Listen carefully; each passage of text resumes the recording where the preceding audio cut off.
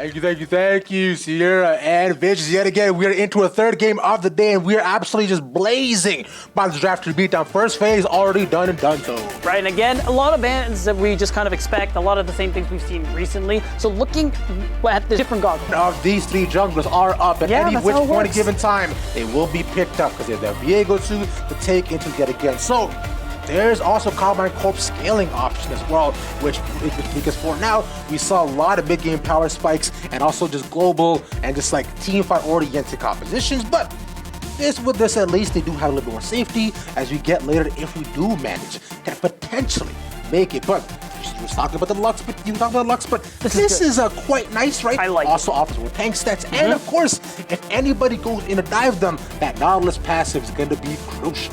That's right. I think this is fine as well. It definitely suits more of the diving that the team wants to do as it is. It definitely makes your top choices a lot more flexible. It adds you a lot more options here too. Honestly, Raxo, I like him on the hook champs too. He played the Thresh yesterday, had a good showing, put him on the Nautilus for the setup here. And I like the Camille as well. This is what I mean by it opens up the options. This wouldn't work if you have something like a Lux in the bot lane. It wouldn't work as well because now you have this dueling potential. You have enough engage to set up for your team to be able to fight on the side of Mirage. I think this is a much better draft from yesterday too overall, and the team fight here is looking very, very good. Exactly like you mentioned as well, and especially considering for the first time in a hot minute, we do see that the Camille manages to get the the Jax, yep. Okay, there it is. And here we are in the game number 3, ladies and gentlemen. ADC superstars, one from NA and the other a LEC favorite, transferring over to the LFL. We'll see what those two can bring.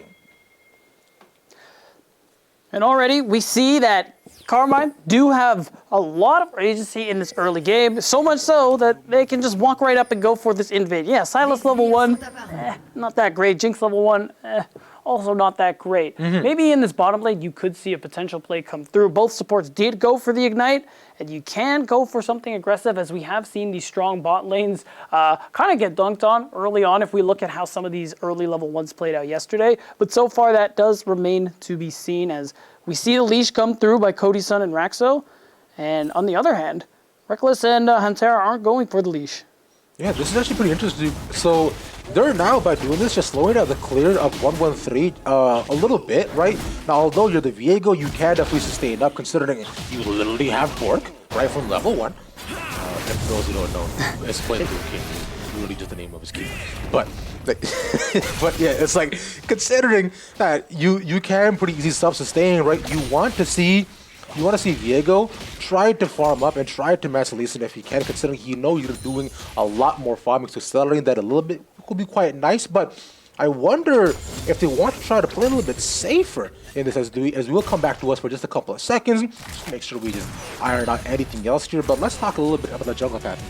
Yeah, so both of them are starting on the bottom and can make their way to the top. But if you look at this Lee Sin here, he's going to, it's looking like we have a 3 camp. I think he's going buff, and then drop, and has an opportunity to make a play on the top side of the map. The thing that's nice about it for Memento is that he can go to this top side, he can hit level 3, yeah, he's just about there as it is, means that he can make a play onto Cabochard, because the thing is, we know Camille early on is pretty good into the Jax, even though he gets outscaled later. Yeah. But I like this from 113. Like, we talk about how aggressive of a jungler he is, how confident he plays. He recognizes that this is probably what Lee Sin's going to do. He meets him at his blue buff, and look who's there to help him. It's his boy Seiken.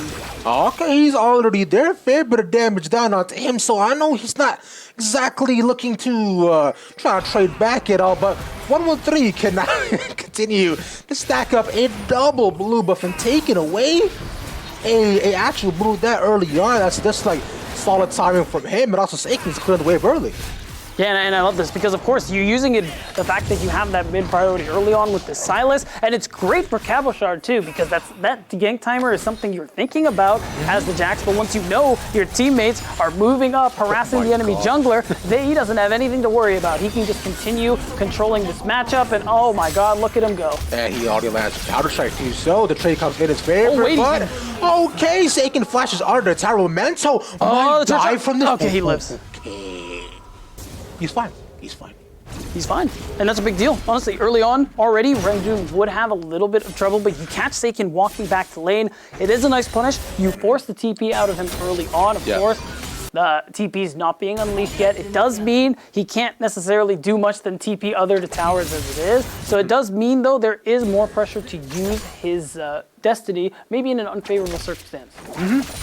And we were talking a lot about just the potential ultimates that Rangjun could pick up here. Like you were saying, if you manage to take the Destiny and then back off of this too, then immediately you're thinking your entire this team is at stake, right? And if you're Seiken, you got to be thinking, all right, if he commits it, I commit it too. But it could be a potential tactic to just remove that global pressure as well.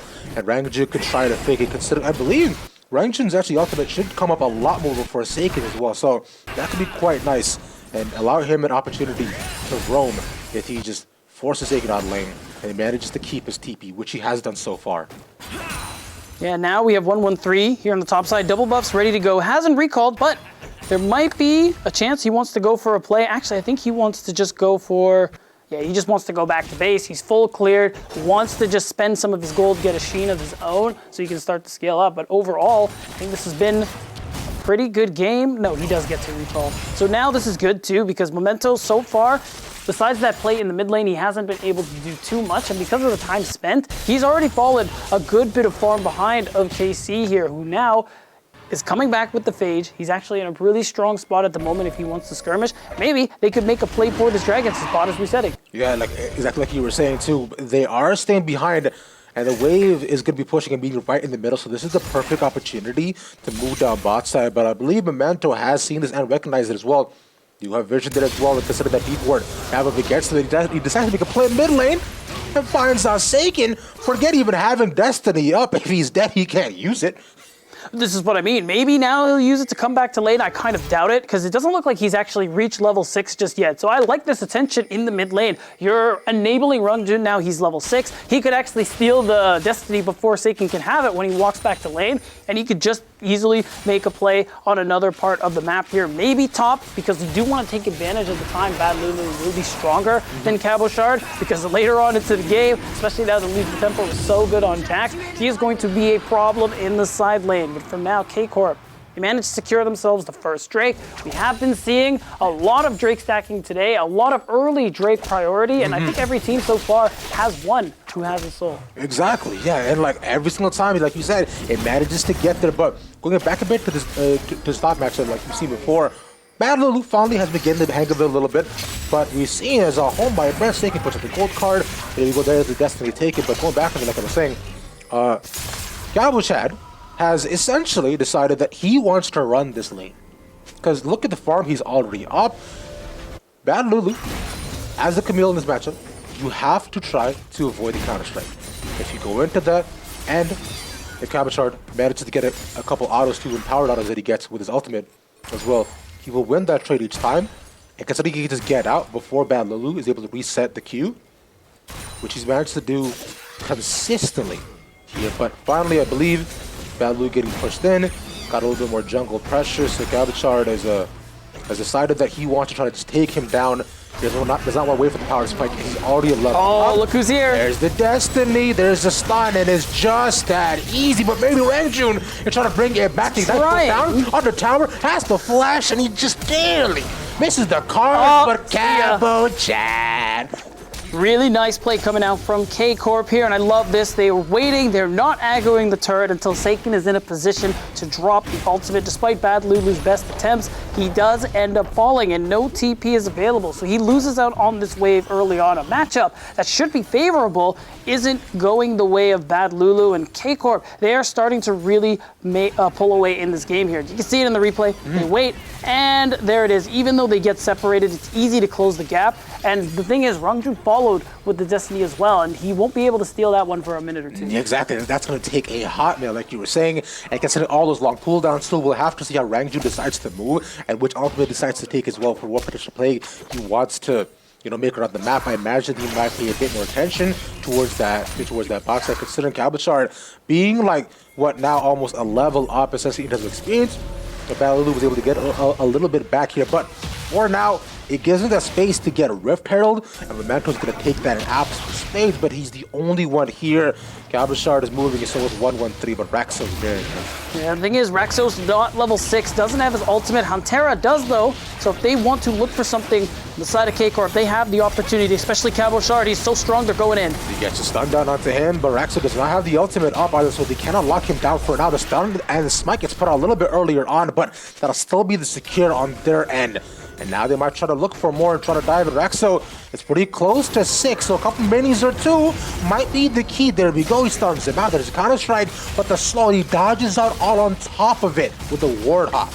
Yeah, it still is forcing him out. No TPs to answer on this top side either. So this could be a play here. Memento drops this Rift Herald. You're going to get a lot of gold onto Cody's son. But the thing is, K-Corp, they don't want to let that happen. They're moving up here to try and nullify this play. Consider the Ultimate Blast Cone all at one time, like you were saying. They are here to defend the tower and Cabochard's honor. What a beautiful thing to see. As we see, Elyandra as well just chilling there, but considering they've also moved the bot lane early on too, I'd be interested to see if perhaps they continue to switch with this, as we'll come back to us for just a couple of seconds to see if we can iron out some of the kinks going on in the back end of the stream as you get to see our faces yet again. But I'm liking so far what KC is doing, B-Down. Yeah, they've gotten themselves like a small gold lead going their way. To the credit of Mirage, they're certainly being more active. You're seeing Memento look for some of these plays, some of these dives, and with some success and sometimes not. The thing is though, I think for the most part, it's been really nice that they've been trying to enable this Silas, because he's going to be a big problem for KC later on into the game. So if they can continue getting Ranji fed, getting him up to these later levels where that Kingslayer heals a big chunk of his health bar, he might be a big way for them to win out in some of these fights. It's going to be tough though, because KC, on the other hand, Cabochard is very strong right now on this Jax. He is starting to accelerate. Look at him. He's up a kill, 20 CS. He's getting already to this point where he is going to require many people to match him in the side lane while he is going to be solo split pushing. And I like that you point about just that point about just side lane too, considering he went Borg first. So he knows that this is the build. He knows his role on the team. He just has to make sure that TP is up at those crucial moments. And so from there, he can immediately transition towards that 5v5 for any potential skirmish that does happen though. For now, they do rotate him back to top side to continue to match Bad Lulu there. Considering none of the turrets have gone down, this will be at least be the first one. So that's good. Mirage matching the first turret of the game. Nice first brick, and Rift Herald will not get second charge, but at least it gives them broadside prio. Yeah, the rotation is nice. Cody's son and Raxo get there first, so they're able to get that. It's a lot of turret plates, a lot of gold in this Jinx's pocket. We're talking about scaling and acceleration of Rungju. The same thing applies to Cody's son. So he, now there's this Jinx, as we've seen day in and day out, does so strong when she manages to get to this 2-3 item mark.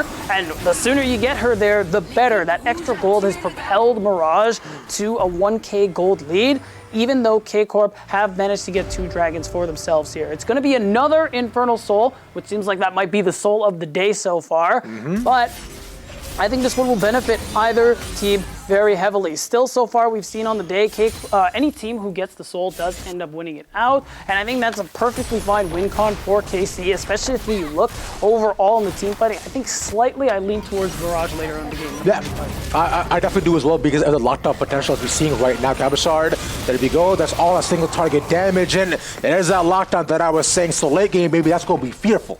Right, you take advantage. The fact that a lot of people commit to the dragon, you try to punish Cabo in the top side of the map, but I think that's fine. He's definitely been having his way a little too long so far in the last 10 minutes or so. But still, because of that, you also give Reckless a chance to farm up in this bottom lane. He is ahead in farm too compared to Cody's son because of the plays they probably just about even out. But he is going to be a problem in some of these team fights because Lucian, we know in the mid game, is really is where he is peaking, where he's very, very strong. And that's where K-Corp are probably going to be able to look for a lot of plays here as they get to that point where Reckless finishes his first item. We can start seeing them get more aggressive, especially now that some TPs have been expended. Seiken can look to make a play with that Destiny. Yeah, I also like to, I did want to point out, speaking of roaming as well, Huntera has 0 farm, so that means that this guy has been good. Roaming on the map supposed to happen. Whoa, all right, bro. Okay. I'm just saying, I think you're just mad because you know that because you know that I play Velcro support and I take all the farm bot side. I actually didn't know you did that, and now I'm upset at you. I'm sure you'll get over it. We all do eventually, but Moving on forward, Bad Lulu's still not over Cabochard. Oh, he's just not. bullying him under tower, but there we go, the TP match. Then Seiken will take the any day of the week. That's only his destiny as they both blast cone over the wall. Then that's the thing. We're 10 seconds away from unleashed teleports. So now we can do this where if you have a wave under tower, Seiken can just do the exact same thing again with his TP. So the timing on getting Rungju's teleport out of the way, I think, is very important here. It's a timer KC can take advantage of, especially now that Seiken has that Everfrost build. The perm of stuns coming through in this TF when he ults in are going to be ridiculous. Oh my god, it'll be absolutely gross, disgusting, so much so that I can feel myself getting nauseated already. I'm need to get me a gravel so I maintain my composure throughout the day here. But like you're saying, one more thing that Raxo might be a little bit heavy to stomach about is just getting dove upon, but you know, for now, KC just establishing their dominance over this top side, looking like he's set up for the second rift.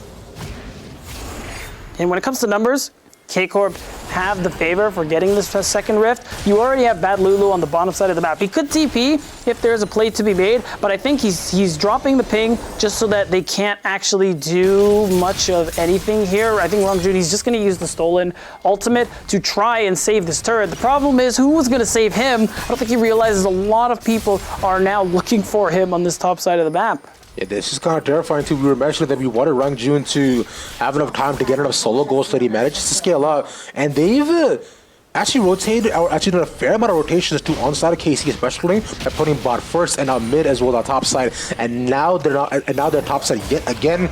But Reckless, I like this. Just caught by himself, and he goes so fast.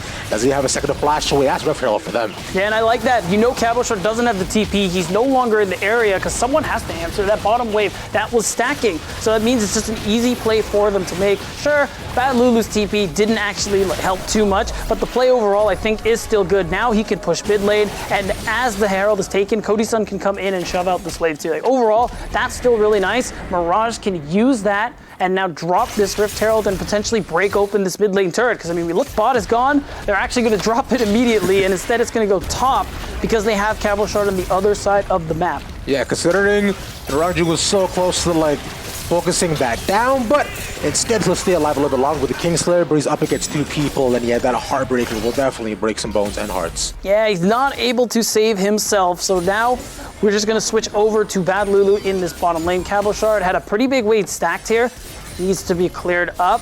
Because of that play, you still have about 30 seconds to Dragon, which is perfect. So K-Corp, they get this play, they take down Rungju, who's still 10 seconds off here, and they are just having all this pressure in the mid lane to set themselves up for this Dragon. In fact, Reckless, he's looking for a little damage himself. There's a Nami wave that's going to try to follow up. Oh my god, the burst immediately onto Cody-san. And they both bot lanes have to back off, and like you're saying, they're both so low, and especially at this kind of timer, this actually has given away soul point almost for free, and yeah, they're gone. They can't fight this. Just 16 minutes in the game, 17 minutes almost, where you get the soul point for KC. Another early Dragon Soul coming out here on the day, unless Cody-san manages to steal it. Maybe? Okay.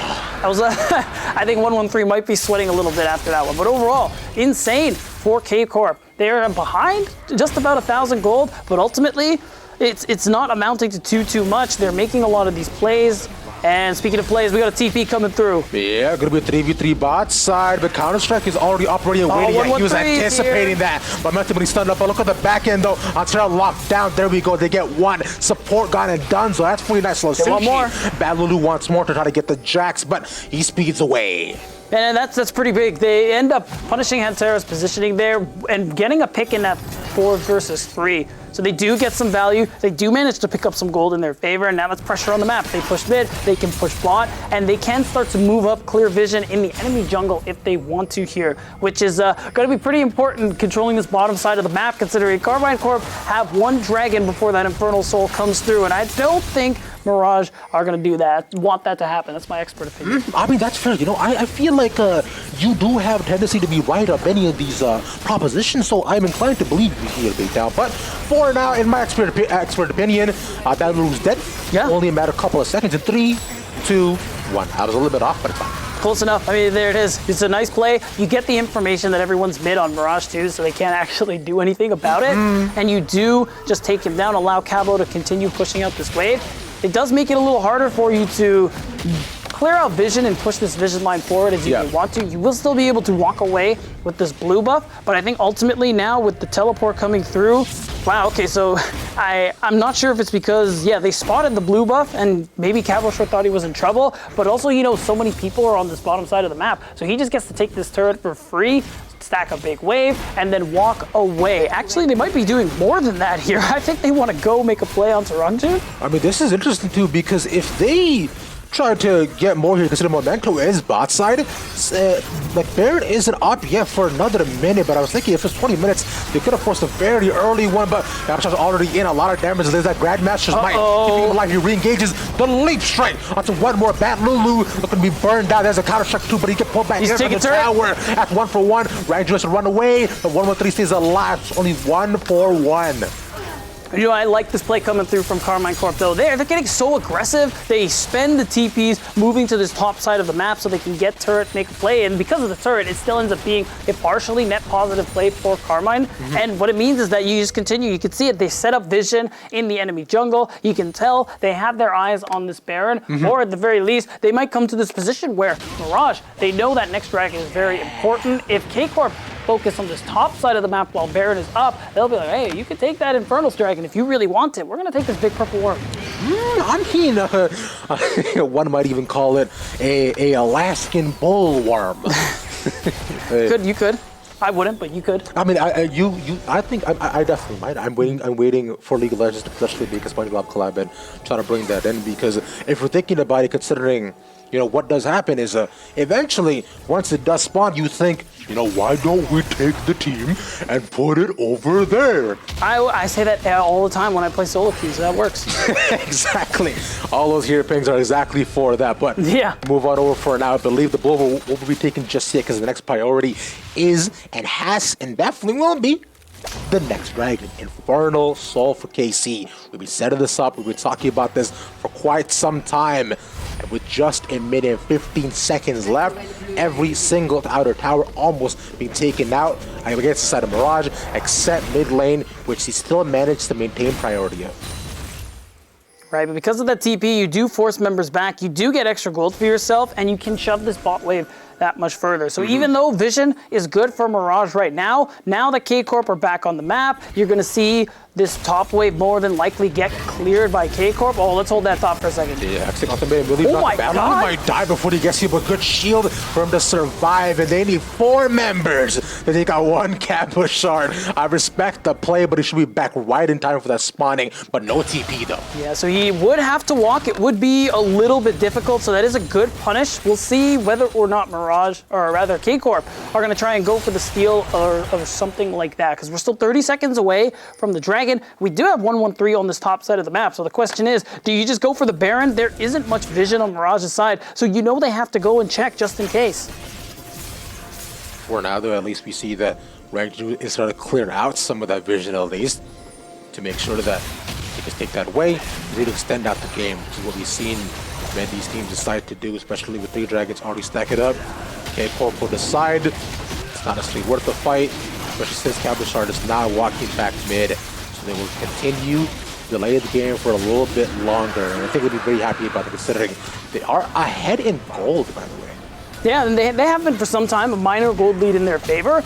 So it's interesting. K-Corp decide, they seem like a little hesitant. Maybe they want to trade for this mid turret. Maybe they want to try and fight the Dragon. They end up doing neither, really. Instead, they're just going to clear this wave and focus their vision on the top side of the map here and try to clear some of the waves that Mirage had pushed in. The thing is, K-Corp, despite being a little bit behind, I mean, you just saw the gold toggle briefly. The 80 carries, the big damage dealers are pretty even in gold, and we're at a point where Reckless can certainly be a detrimental part of Mirage's downfall here if K-Corp find the fight that they are looking for. But so far, it is just in these small plays, these 2 versus 3s, these 3 versus 3s in the side lanes here, which is what you can expect when you see the Twisted Fade. But soon, I think we're going to see a team fight break out, because you don't want to let Mirage delay this Dragon Soul any further. The Dragon Soul is your big win con if you're Karmine Corp here, so you do want to try and secure that one as soon as possible so you can end the game. And one way to do that as well is to make sure that you get priority on the top side and that Baron as well. Because if you get a team fight there and play it around the same time as that Dragon Timer, then suddenly that's a 2-for-1 deal. That's one of those you take any day of the week, you'll beat down. But for now, See, the top side has actually managed to maintain the priority of Mirage, though, as they've sent Ranju in there consistently, just to make sure that he has the push and continues to scale up. He's only at about 2.5 items, but the catch out one. The catch out. Tower. Cody's son is dead. Bye-bye, see you later, sayonara. Baraxo cannot be the next target. He hooks away, so immensely alive is quite nice. Ranju knows he's in trouble. Yellow card. Everfrost onto him, but see. they can follow up on his blast cone. Oh, they got him. The wave. He does not want to go swimming. Okay, but stopwatch. But might only keeps him alive for a couple more seconds. He expends it out of just necessity. Now that means that's a Baron buff. No AD carry, no mid laner. You're just going to be able to take this neutral objective here. And I like the call Memento. He's just going to steal camps. He's just going to buy space and hover bad Lulu so he can shove this next wave. And now maybe he can go for a steal. Maybe they can try and force them off with Cabo Shard. He's already playing interference. And the kick comes out so early as well, but Posse waiting for the Q. Lands out a Cabo Shard. He hops over the wall. Not going to allow for it. But that was actually a really big rocket. They're all super duper low. Memento can try to go in. We're trying to get one more, but no, like you said, they're not low enough. And now they want more. They're going to show him the Axel can run, but you cannot hide Amigo. You can only go so far. Yeah, 1-1-3. He spams the happy bee, as that is a very successful fight for Karmine Corp. They managed to win it out here, take the Baron buff, and also win the fight afterwards here to get so many kills. They're going to take so many turrets, and we can see it in this replay. Yeah, so exactly like you mentioned. Yeah, but they do find out one really early on, and them finding Cody's son here is just so big. But I want to pay attention to what's going on live here to beat down as Shard gets punished for being bot side alone again. True, and yeah, we do see that on live. Cody's son does end up picking up the kill, which is a pretty big deal here. Overall, I still think very successful play from Karmine. They still have a lot of gold here, and they've managed to catch up, which I think is the biggest thing too. They've been down pretty much the whole time, and now just like that, they're up to almost 3,000 gold.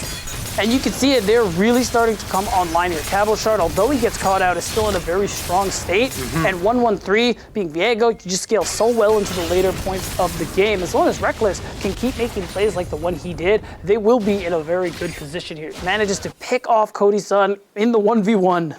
It's insane. Yeah, and we've seen that on both ends, though. Again. All my thoughts is, oh no, he's fine. Is he? There. I was gonna say maybe he might have been able to, but all that far also catch Cody's on the back of me. Perhaps he can try to get him, but they cannot run interference. He's a bit too far, but they'll take the support, so it's a nice little pick.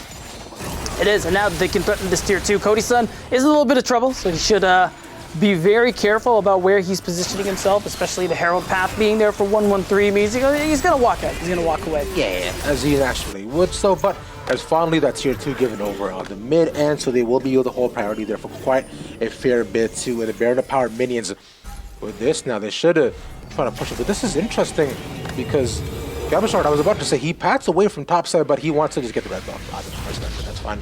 No, I think they're actually ignoring that top wave. They want to go for this fight in the mid lane. So many people are there. Teleports have been committed by the side of Mirage, and the big reason is, you know what, you're far ahead. You can let some of this gold bleed away because this dragon is coming through, and K-Corp know it is really important for them to pick it up and secure this soul. The thing is, they're not in the river first, so they are going to have a tough time setting this fight up, especially with no Destiny available. Raxo is there. They did just spot him out, and he will be able to Hex Splash away. Yep, Billy just gets over the wall too as they both trade vision wards, but like you're saying, it's very dark on their end over the land. The stun, there's the gold button. Memento could be caught out too, but there's the hook. Doesn't land. Posse tried to get them away. They're just trading poke in between the two of them. Taking lands it again. Oh, they got him. Onto him, but there's a stopwatch to keep him alive, and now there are interference more, so he's managed to stay alive so many times. Saken as a gold card, 2 best play so far back, and they got it. Soul given over. They knew he was going to die, but they want this fight here beats down. They want to go forward, and they get the hook down. There's a stun. 1-1-3 goes on the rack, so once more, a support down. Bad Lulu on the other end, caught out. He takes the fight to Saken, but he's going to die. Cody's son trying to run away, but like you said, he has no mana. He can't do nothing no more. He's gone. He's donezo. Bye-bye. See you later. Sayonara. Man, big fight coming through from Karmine Corp. Mirage looked like they might have had something going for a little bit, but the damage is too great. 1-1-3 is just coming in so big, and you can see it in the replay. It's the RFC doing so much work there for these yellow cards. Yeah. You keep catching out Memento and from such long ranges, and because he gets chunked out, he has to be really careful about it. Look, they just end up bursting down the dragon, and after that, you know what? You're stronger than them. You just got a huge buff. Let's play a little bit. Karmine immediately move in and just start ripping them to shreds. Yeah, and you see as well, considering they get split up trying to run away, this then also then forces them into a choke where they're trying to take a fight in a very awkward position, but bot lane is a long lane, the wave is also not necessarily in their favor either, and they're thinking, all right, maybe they try to get one, maybe they get two, but Rangjun cannot even find one reason. The Kingston only heals him for a little bit, and this is a fight that Corp wanted. Now they're so exponentially ahead. You can see it in these gold graphs too. Just a big spike there in favor of Corp around the time they picked up that Baron for themselves here. And it's just been all coming up Reckless because of that. Reckless 113, just insane amounts of damage coming through here in these fights. And just overall, KC as a team, they are just running the map. All they have to do now, they can walk into the enemy jungle. They have no fear because of how strong they are. They just want to remove the remaining outer towers so that they can continue to pressure Mirage, make it so that they question whether or not they can even walk out of base. Yeah, because you gotta be terrified here. Although there's no cam rift, right? But there's still those shoutouts from the Viego to which he can potentially hide in. The sieging power is exponential, and Cabochard is pushing everything just so fast. You're thinking, yo, you're gonna get bursted down even if you step far too close, because the CC is just so good for their entire team. Like you mentioned, Seiken is working for his opportunity to get priority picks, but this is a nice little retribution. This is okay. I mean, objective bounties are up, so Bad Lulu will be able to get it. The problem is they got a lot of long range engage, about half a screen away. So remember what I was saying, that, you know, Seiken has yellow cards. So I did, yeah, he you can did. engage. Yeah. And also mentioned how Cabochard has also just the potential dive opportunity with the CC. True. You saw both of those there. Yeah, I mean, immediately, if you were watching the minimap, Cabochard moved right away, setting up for Seiken to be able to just go in. I mean, Seiken still plays so much TF. Every time he does, the dude just manages to light it up. Yeah. And this game is absolutely no exception. Oh, no, Memento. There you go. Yellow card. We're going to force out the flash, but Memento is not in range of the wall, so at least he'll walk away safely this time. But Bad Lulu is still not up for another 15 seconds. The 4v5, they know Mirage Elyandra cannot fight, and Corp will continue to deny resources away from them. Yeah, no attempt at the Baron. Looks like because they know Bad Lulu has teleport, they don't want to try and force it. Instead, maybe they think they can get a bait. Maybe they can punish somebody here. Seiken, he has that rapid fire cannon, so he knows he can just run up and stun you outside of your range of attack, no matter who you are. And that's the thing to look out for here is you got a lot of people in this mid lane trying to fight for mid priority because the Baron is now where everybody set their sights on. And even if we see, let's set our sights on the CS differentials that we see across the entire team, but Reckless is so far ahead. 77 up, bro. Yeah, that is a lot of farm. This solution is very, very fed. He's in a really strong position. Now he's much further ahead than Cody-san in terms of gold, XP, everything. So he is going to light people up, rip them to shreds. Especially now with 113 finishing that GA, he can get really aggressive in these fights. He knows that, well, his passive is not the only reset afforded to him at this point. He can really just last as long as possible and set up for Reckless and the rest of the team to just rip people apart. But speaking of Reckless, lane opponent to Cody-san now at this point does have 3 items, now just about 3.5. So on this Jinx, if he does stay alive, he puts out a ton of damage, dude. True. This is around the point where we see that Jinx players are start to feel really good in terms of these matches, but Reckless still have 4 items, so he can definitely try to manage and definitely, I would say, equalize the just his single damage output that they can put onto all of the targets on either team. But they set up around Baron for another potential bait. The hook goes in, there's a constructed match immediately, and the wave was used so expertly to disengage against them. Now they're fighting a 4v5, and one more time, they try to go in, but Bad Lulu up against 2 more. Cabochard is a big crit to the face. Cabochard's getting low. They might try to take another one, but you can see that, Mirage decided, this fight is not exactly too great for themselves. No, it isn't, and the thing is, are they going to go for the Baron? We have Elder Dragon coming up in just a couple of seconds. Cabochard, he's trying to recall so he can TP back in. Getting that back stopped is actually a pretty big deal there by Memento. So he does buy some time. However, we do see, I think that's wrong, that's Seiken, who is using the Destiny just to dissuade them from going anywhere. You don't know where this TF is actually going to come from, so it does force Mirage to back up a little bit. But Mirage right now have decided that Elder Drake is also up another 20 seconds, but they don't want to trade it because giving over the Baron would be another very detrimental piece on their end. Oh, look at the TP. Look Like at Stang's already in. Memento has landed the Q early on, but decided to try to switch it up. There we go. Bad Lulu caught it once again, and immediately onto range. Whoa! Oh, he switches around. He gets one. Cabochard's dead. That's such a big pick. Bad Lulu, you absolute animal with a big crit. He locks him here with himself. Now Cody's sunken fire on the way. Not ton of mana either, but those mid can still do a lot of damage, and Seiken now gone. Big amount of CC taken away. Cody's excited. He wants to go in. Oh, this is another kill. There we go. It's another one. Let's get rid of Bad Lulu.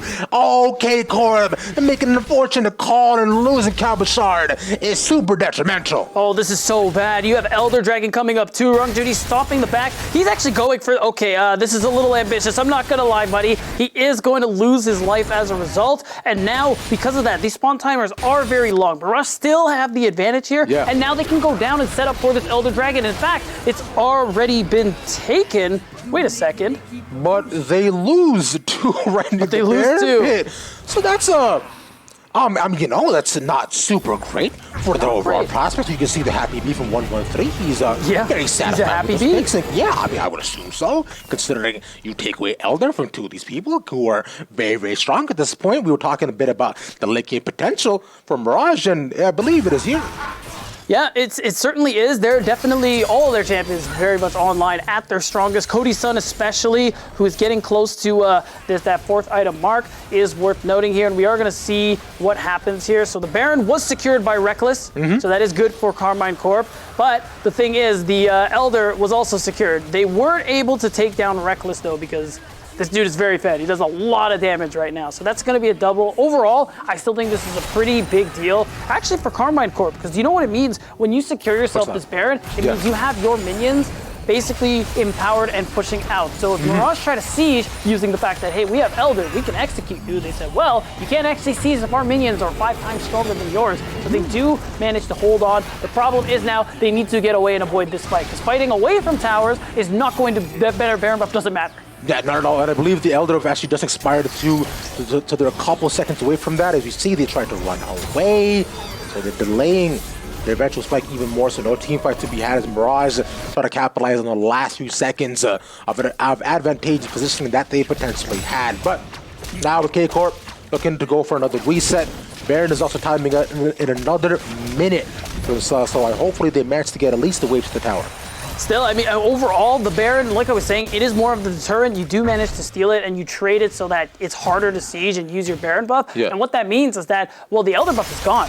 So now Mirage, what advantage they got from themselves with a good fight is over. They're going to have to find another pick like that to tear somebody, to basically knock somebody out of the fight and make it so that you can get a numbers advantage here. Bad Lulu does do a lot of damage to someone who is not ready. Camille's Q2 and the true damage is something you cannot sneeze at. So Bad Lulu can find another clutch kill like that onto Cabochard, 1-1-3, something along those lines. Mirage can win yet another fight, because now we're getting to this point for gold. Yeah, there is a big gold lead for KC, but look at the 80 carries. They're almost both full build. A lot of these big carries have almost all of their items here. Yeah, and if you're looking at Jinx and both Reckless as well, you know, I think I'm a little bit more scared of the Jinx personally, just considering what she can do to me with those rockets. It's the AoE damage, yeah. It's something. It is something to fear, certainly, especially when you do have a good amount of setup.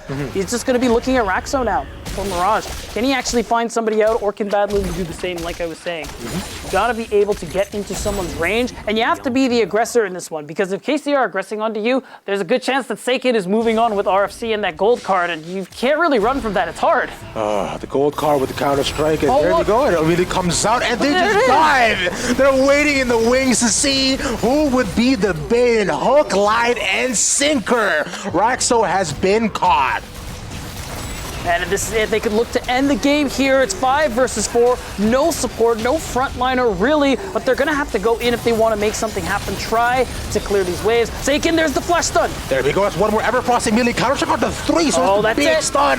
Bad Lulu gone. No things can be done. The cold has been fixed. So no crits from the Camille. But look at this, They don't have the wave. They're stalling. They're waiting. But do they have enough time to stall? No, finally the wave comes in. And there's the destiny as well. Because you see, Seiken goes away mid to try to bring one more in.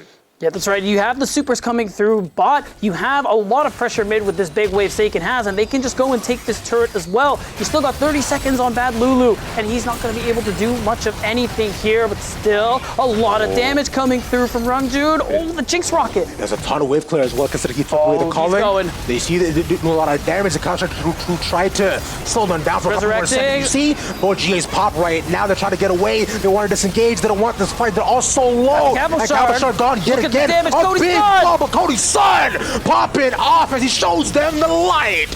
Watch one more momentum staying alive. Reckless is trying to get away. The ADC has to try to save the day. It's just him as he looks to kite away. Oh, he's gonna go for it. The Q lands. Oh my God, that is a big shutdown. Look at Bad Lulu who's showing up. Look at these spawn timers. Mirage turned it around. They have a wave coming here. I think they're gonna end the game. They could possibly do this, like you said. They have more than enough push. Bad Lulu is up, like you said. Memento is there. Raxo is there. Considering how long spawn timer was too. He was the first one gone. He's the first one back, and he wants to go back in yet again. There's still 18 seconds on Seiken, 10 seconds on Hantera. It's not enough. Cavalshard has 15 more. He's not going to be alive in time. Mirage, last time they got caught out in an unfortunate team fight in the last couple of seconds. They find retribution against Corp. They take down the blue wall. Man, 1 week. Mirage end up finishing it with here in week 1 in spring. Insane comeback.